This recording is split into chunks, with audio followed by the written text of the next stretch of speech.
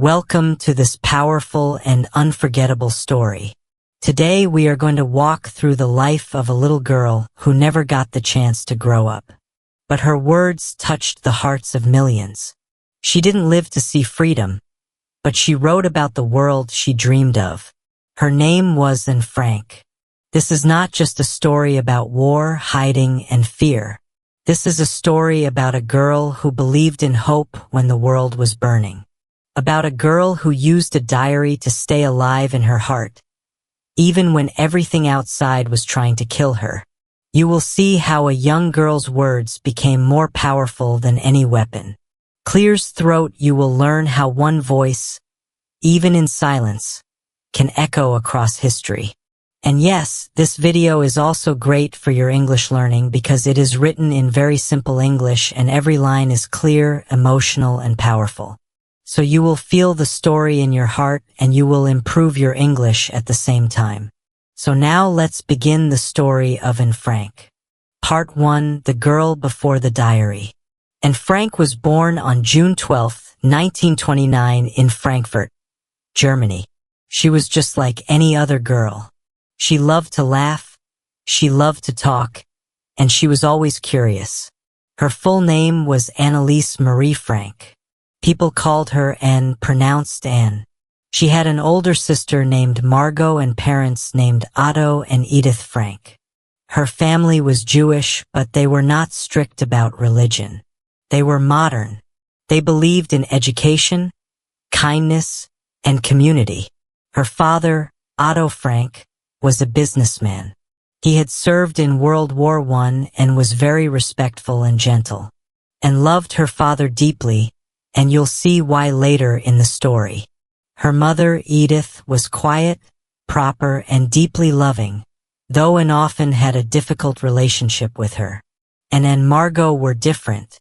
Margot was calm, serious, and always polite, and was energetic, talkative, and always asking questions.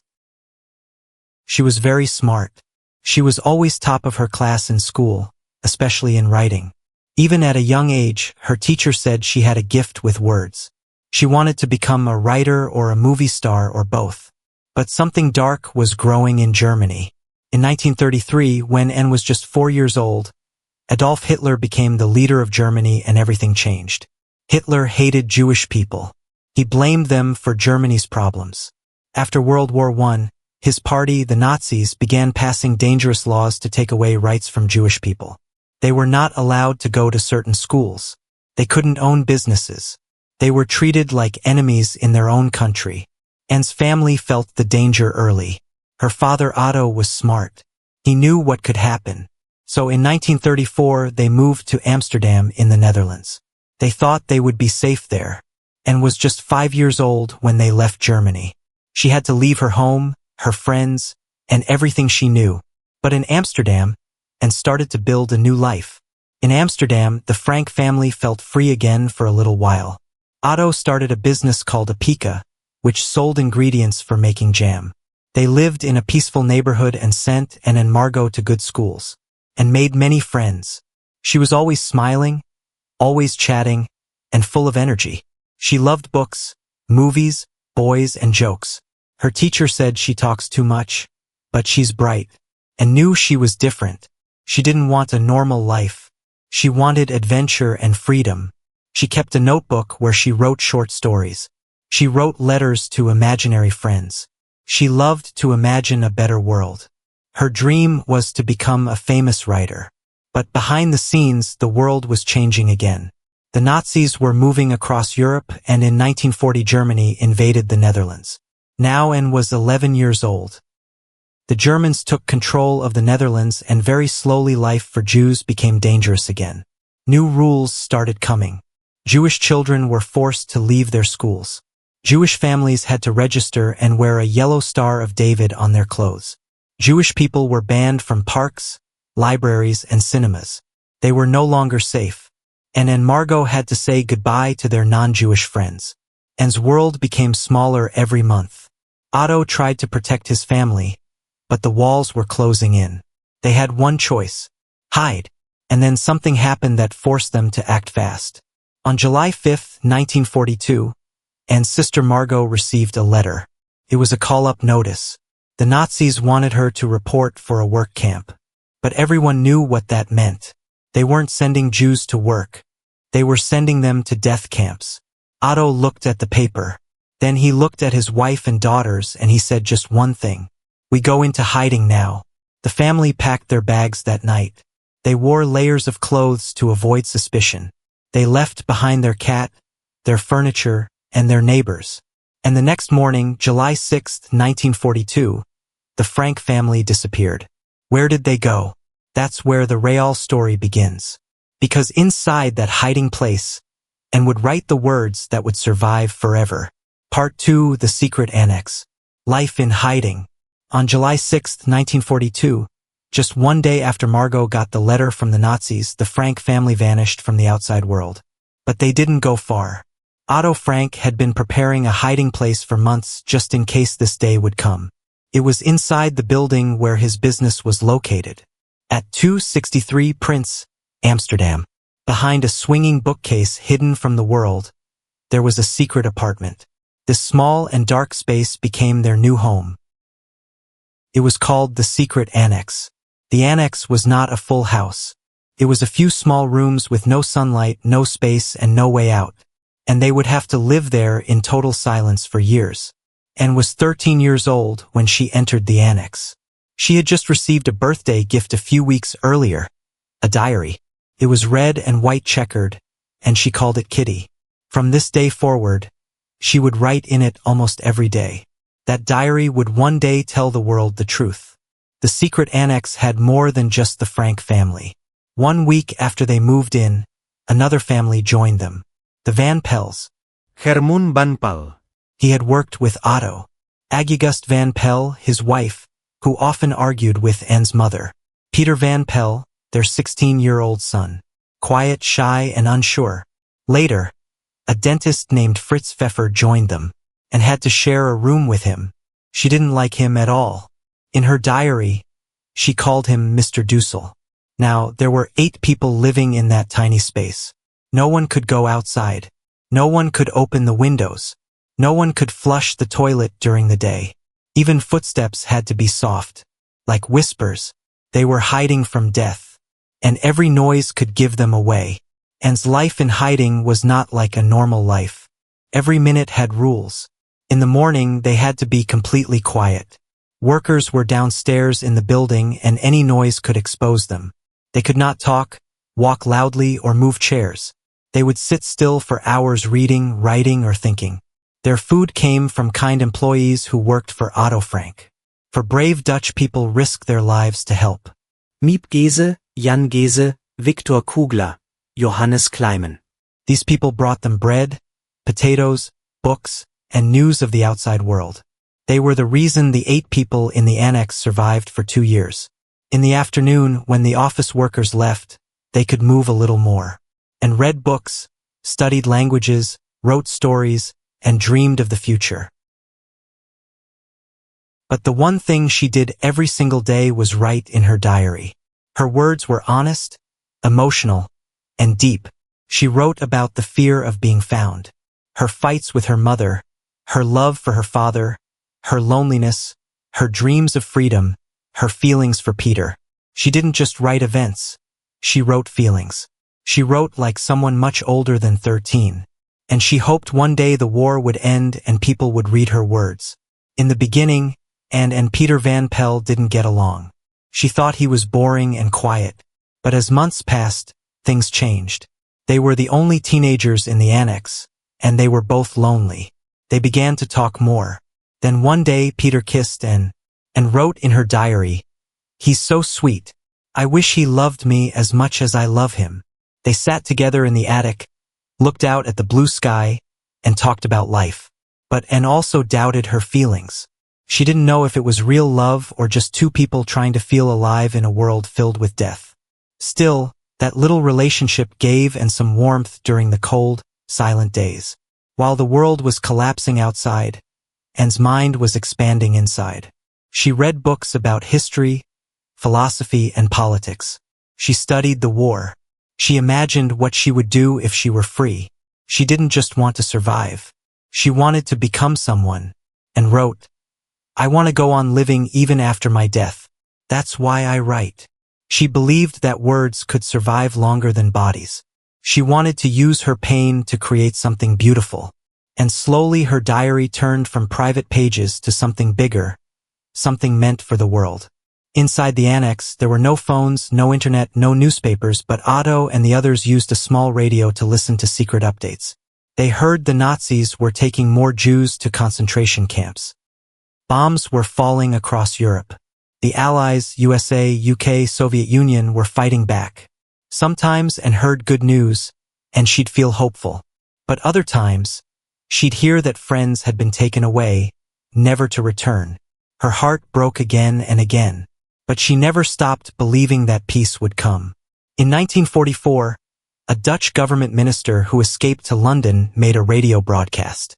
He said that after the war, people should collect letters and diaries from those who lived through it. And heard this on the radio, and something inside her changed. She decided to rewrite her diary, to polish it, to turn it into a real book. She gave it a title, The Secret Annex. She wanted people to know the truth, not just about her, but about all the people who were suffering in silence. She worked every day editing, rewriting, and dreaming of the day the world would read her words. But just when it seemed the end of the war was near, something terrible happened. On August 4th, 1944, after more than 2 years in hiding, the door to the secret annex was broken down. A man named Karl Silberbauer, a Nazi officer, found them.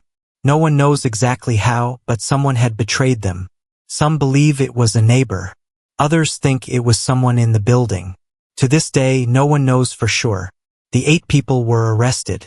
The helpers were arrested too, but later released.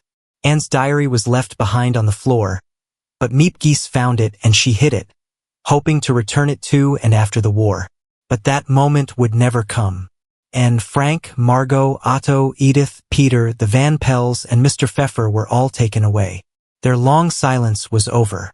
Now they would face something even worse. The concentration camps, Part 3. The camps, a race against death. Anne was just 15 years old. She had lived in silence for over 2 years. She had not seen trees or sky or stars. But she had dreamed of freedom, believed in hope, and written her heart into pages. And then in just a few minutes, all of it was gone. That day, Nazi officers stormed the secret annex. They found Anne, Margot, her parents, Peter, his parents, and Mr. Pfeffer. They arrested them like criminals. The people who had helped them, Miep Gies and the others, were also taken but released later, and stood there terrified, her body shaking. Her diary was on the floor. Her life, the one she had shared in pages, stayed behind. She didn't know it yet, but that diary would survive. She wouldn't. After the arrest, the 8 people were taken to Westerbork, a temporary prison camp in the Netherlands. It wasn't yet the worst place, but it was still horrible. Overcrowded rooms, no privacy, loud, angry guards, food that was dirty and cold, showers with cold water, constant fear of being sent east. East meant Auschwitz, and everyone knew what that meant. Death. At Westerbork, and the others were called criminals because they hid from the Nazis. So they were given the hardest jobs, and had to carry heavy stones. Margot had to move wet mattresses filled with lice. The rooms were filled with rats and bugs. Every day was loud, dirty, and hopeless. But Anne didn't give up. She still had dreams. She believed the war would end soon. They stayed in Westerbork for about a month. Then their names were put on the list for transport. It was the last list anyone wanted to be on. On September 3, 1944, Anne and the others were forced onto a cattle train, packed with over 1,000 people. There were no seats, no food, no air, no light, just screaming, crying, praying, and silence. They traveled for 3 days. No one knew where they were going. Children fainted. Old people died. People stood for hours without moving, and held Margot's hand. Edith whispered to her daughters. Otto stayed calm, trying to protect everyone with his presence. Finally, the train stopped. The doors opened and they arrived at Auschwitz. Auschwitz was not a prison. It was a factory of death. It had gas chambers, crematoriums where bodies were burned, watchtowers and fences of electricity. And the others stood on the platform. SS guards with guns and dogs shouted orders. Doctors pointed left or right. Life or death. Old people and children were sent straight to the gas chambers. Strong men and women were sent to work. That day, the group was separated forever. Otto Frank, being a man, was sent to the men's camp. And Margot and Edith were sent to the women's camp. Peter, his parents, and Mr. Pfeffer were also divided. That was the last time and saw her father. Avitz was a place with barbed wire that shocked people. Guards who beat for no reason. Dogs that attacked prisoners. Diseases that spread fast. No soap, no medicine, no kindness. And Margot's heads were shaved. They were given prison uniforms. Thin, dirty, full of lice. No underwear, no shoes, just pain. They had to wake up at 4 a.m., stand for hours in the cold, and go to work in fields or factories. They were given black water for coffee and a piece of moldy bread per day, and became sick, but she tried to stay strong. She comforted other girls, told them stories, and tried to make people smile.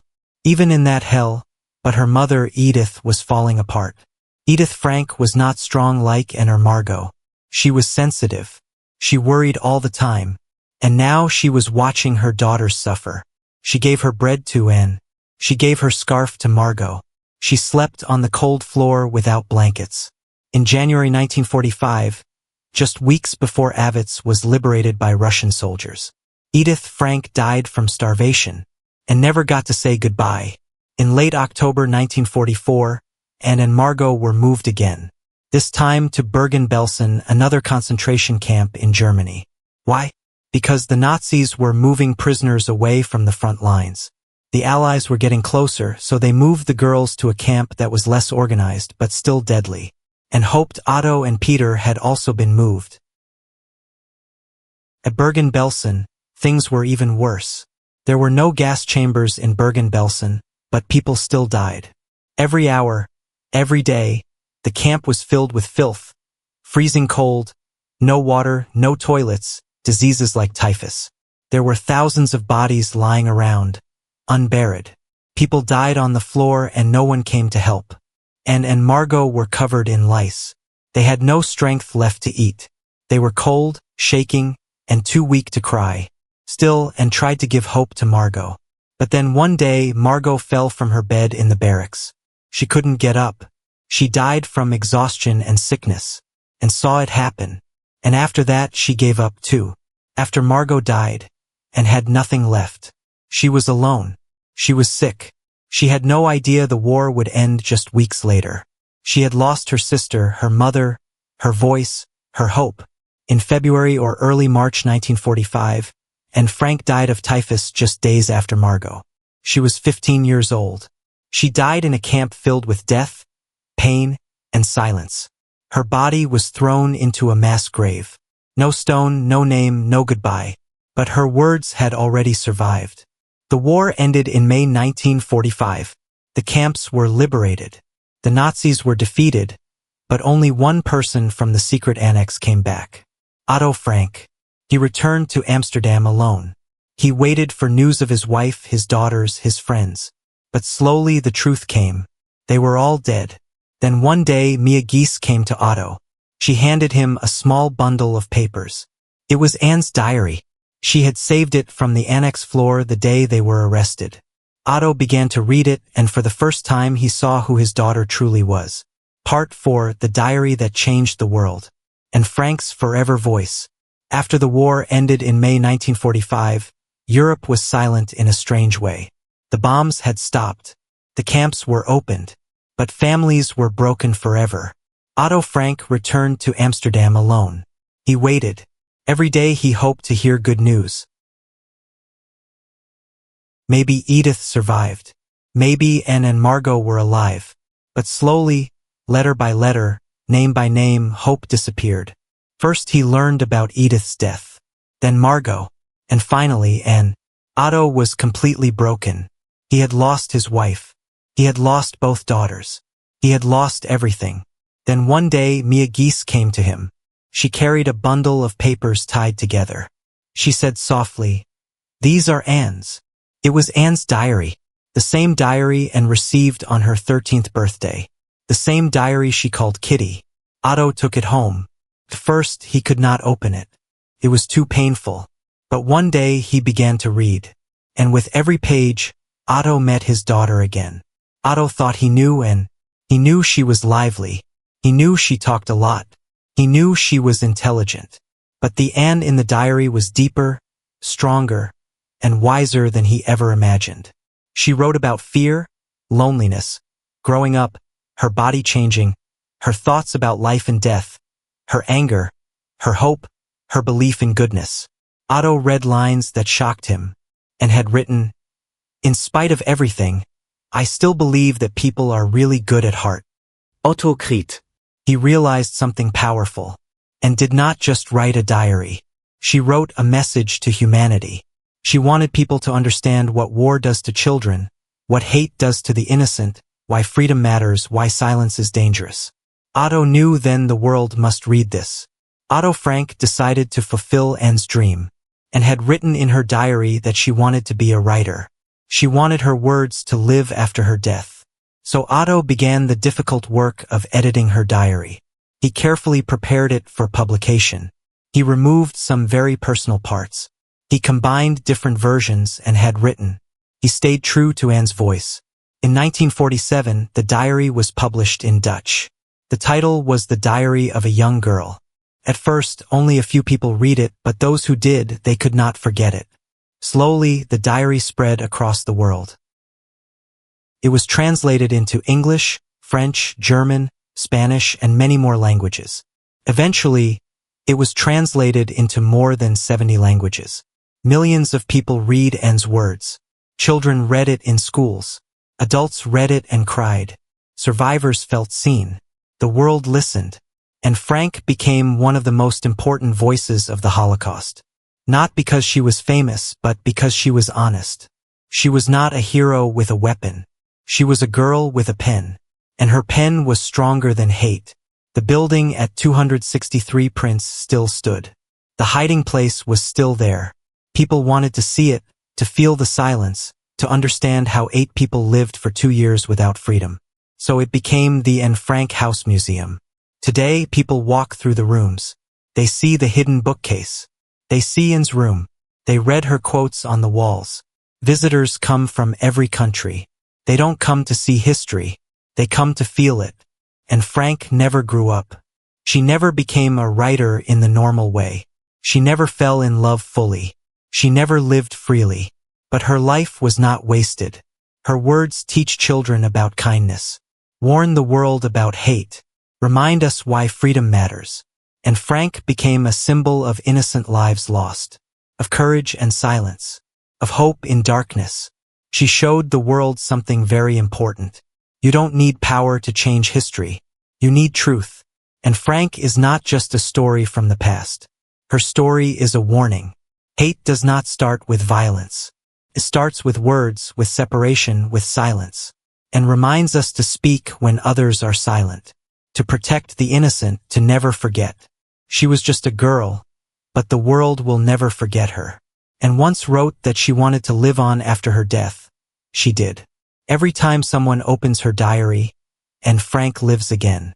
Every time someone learns kindness instead of hate, and Frank wins.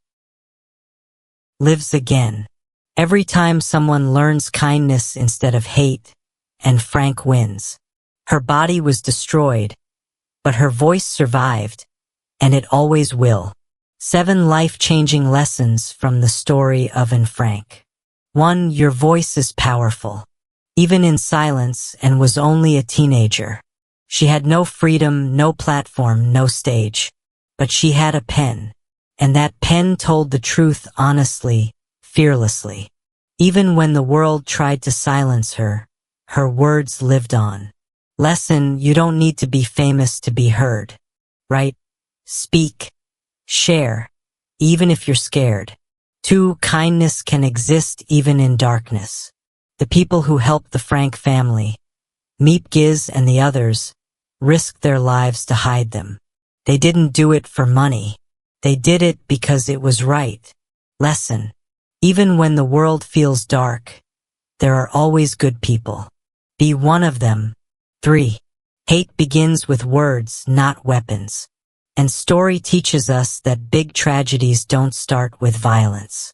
They start with ideas, with blame, with lies, with silence. Lesson. Never ignore small signs of hate. Speak up when someone is treated unfairly before it's too late. 4. You can't control the world, but you can control your mind. And couldn't go outside. She couldn't speak freely. But inside her diary, her mind was still free. She dreamed. She imagined. She created. Lesson. Even when life feels small, your mind can still be big. 5. Believe in goodness even when it's hard. And wrote, in spite of everything, I still believe that people are really good at heart. She had every reason to hate the world, but she chose to believe in love and humanity. Lesson. Don't let pain turn your heart cold. Hope is a choice. 6. Words can live longer than life. And died before her 16th birthday, but her words became immortal. She didn't survive, but her diary did. Lesson. What you create, your words, your art, your truth can live far beyond you. 7. Never forget what happened. And Frank is not just history. She's a warning, a reminder of what happens when we stay silent, when we close our eyes, when we stop caring. Lesson. Remember her not with sadness, but with action. Be kind. Be brave. Be human. This was not just a biography.